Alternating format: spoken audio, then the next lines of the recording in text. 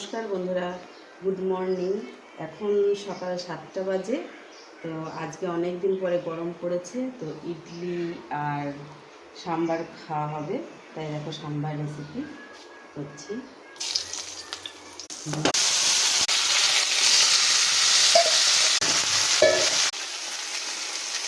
ইডলি আমার হয়ে গেছে,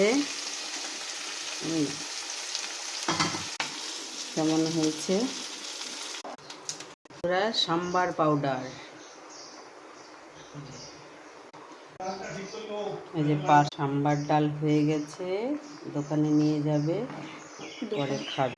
আমার সাম্বার ডাল রেডি, আর কিছুটা দোকানে নিয়ে আমার বড়মশাই খাবে, তার জন্য পার্সেল হলো। এই যে, আর এই যে ডাল,